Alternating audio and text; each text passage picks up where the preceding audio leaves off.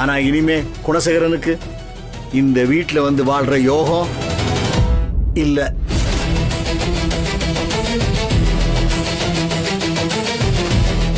இதுக்கு மேல நான் ஒண்ணும் சொல்ல விரும்பல. இதுக்கு மேல என்னத்த சொல்றது? இந்தாருங்க, அவங்களே நிறைய மண்டியில இருக்காங்க, நீங்க பாட்டுக்கு ஒரு பக்கம் எடுத்துட்டு போறீங்களே, இது சரியா வருமா?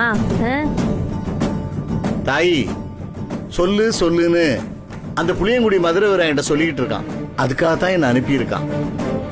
அவன் காரண காரியம் இல்லாம எங்கேயும் என்ன எதுக்கும் அனுப்ப மாட்டான். இன்னைக்கு காலையில வந்து உன் அக்கா வீட்டுக்கு போடா, நான் சொல்ல போற செய்தி அங்க சொல்றேன்னு சொன்னான். சொல்ல வேண்டியது என் கடமை இல்லையாமா? அக்கா, குணசேகர வீட்டுல காலடி எடுத்து வச்சா பெரும் நஷ்டம். நஷ்டம் நஷ்டம் நஷ்டத்துக்கு மேல நஷ்டம் ஏற்படும்க்கா.